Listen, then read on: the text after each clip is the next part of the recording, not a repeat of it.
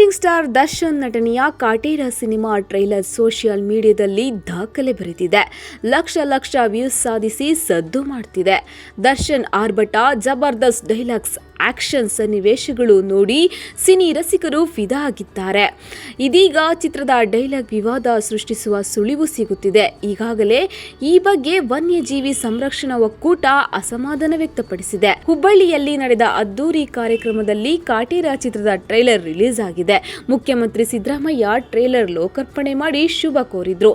ಇಡೀ ಚಿತ್ರತಂಡ ಕಾರ್ಯಕ್ರಮದಲ್ಲಿ ಭಾಗಿಯಾಗಿತ್ತು. ತರುಣ್ ಸುಧೀರ್ ನಿರ್ದೇಶನದ ಕಾಟೇರ ಸಿನಿಮಾ ಭಾರೀ ಕುತೂಹಲ ಮೂಡಿಸಿದೆ. ಚಿತ್ರದಲ್ಲಿ 70ರ ದಶಕದ ಕತೆ ಹೇಳಲಾಗಿದೆ. ನೈಜ ಘಟನೆಗಳನ್ನು ಆಧರಿಸಿ ಸಿನಿಮಾ ನಿರ್ಮಾಣವಾಗಿದೆ.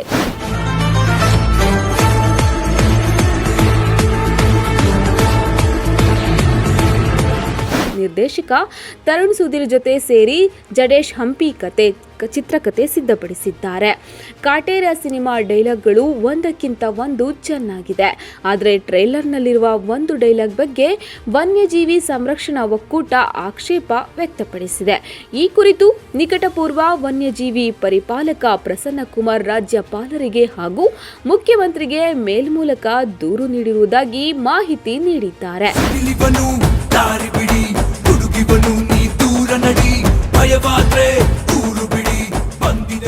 ಚಿತ್ರದ ಟ್ರೈಲರ್ನಲ್ಲಿ ಜಗಪತಿ ಬಾಬು ಪಾತ್ರ ಊರಿನ ಬಡ ಜನರನ್ನು ಉದ್ದೇಶಿಸಿ ಇವರೆಲ್ಲ ಹಾವುಗಳಿದ್ದಂಗೆ, ವಿಷ ಇಲ್ಲ ಅಂದ್ರೆ ಹಿಡಿಬೇಕು, ವಿಷ ಇದ್ರೆ ಹೊಡಿಬೇಕು ಎನ್ನುವ ಡೈಲಾಗ್ ಹೊಡಿತಾರೆ.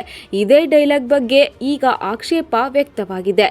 ಈ ಡೈಲಾಗ್ನಲ್ಲಿ ಹಾವುಗಳನ್ನು ಹೊಡೆದು ಸಾಯಿಸಬೇಕು ಎನ್ನುವ ಅರ್ಥದಲ್ಲಿ ಮಾತನಾಡಲಾಗಿದೆ. ಈ ಹೇಳಿಕೆ ಸಿನಿಮಾ ನೋಡುವವರ ಮೇಲೆ ವ್ಯತಿರಿಕ್ತ ಪರಿಣಾಮ ಬೀರುತ್ತದೆ. ಅಳಿವಿನ ಅಂಚಿನಲ್ಲಿರುವ ವಿಷಕಾರಿ ಹಾವುಗಳ ಸಂರಕ್ಷಣೆಗೆ 2021ರಲ್ಲಿ ಕಾನೂನು ರೂಪಿಸಲಾಗಿದೆ. ವಿಷಕಾರಿ ಹಾವುಗಳನ್ನು ಉಳಿಸಿಕೊಂಡು ಹೋಗಬೇಕೇ ಹೊರತು ಹೊಡೆದು ಕೊಲ್ಲೋಕೆ ಪ್ರಚೋದನೆ ನೀಡಬಾರದು ಎಂದು ಪ್ರಸನ್ನಕುಮಾರ್ ಹೇಳಿದ್ದಾರೆ.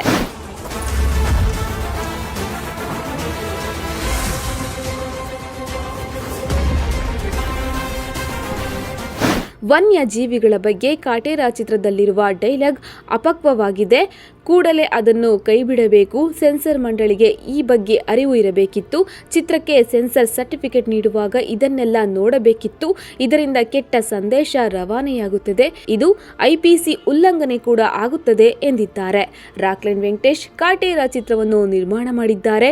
ಆರಾಧನಾ ರಾಮು ಚಿತ್ರದಲ್ಲಿ ದರ್ಶನ್ ಜೋಡಿಯಾಗಿ ನಟಿಸಿದ್ದಾರೆ. ಇನ್ನುಳಿದಂತೆ ಬಿರಾದರ, ಅಚ್ಯುತ್ ಕುಮಾರ್, ವಿನೋದ್ ಆಳ್ವಾ, ಕುಮಾರ್ ಗೋವಿಂದ್, ಶ್ರುತಿ ಚಿತ್ರದ ಮುಖ್ಯ ಭೂಮಿಕೆಯಲ್ಲಿ ನಟಿಸಿದ್ದಾರೆ. ಇಂದಿರಾ ಗಾಂಧಿ ಆಡಳಿತಾವಧಿಯಲ್ಲಿ ಜಾರಿಗೆ ತಂದ ಉಳುವವನೇ ಭೂಮಿಯ ಒಡೆಯ ಕಾಯ್ದೆಯ ಸುತ್ತ ಕಾಟೇರ ಸಿನಿಮಾ ಕತೆ ಸಾಗಲಿದೆ. ಹಳ್ಳಿಯೊಂದರಲ್ಲಿ ಜಮೀನ್ದಾರರು ಹಾಗೂ ರೈತರ ನಡುವಿನ ಸಂಘರ್ಷದ ಕತೆ ಚಿತ್ರದಲ್ಲಿದೆ. ಒಂದಷ್ಟು ನೈಜ ಘಟನೆಗಳನ್ನು ಆಧರಿಸಿ ಸಿನಿಮಾ ಕಟ್ಟಿಕೊಡಲಾಗಿದೆ.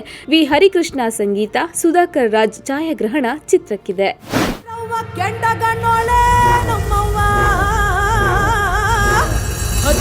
ಮರ ಮುಂದೆ ಮುತ್ತಿನ ಚಾವಡಿ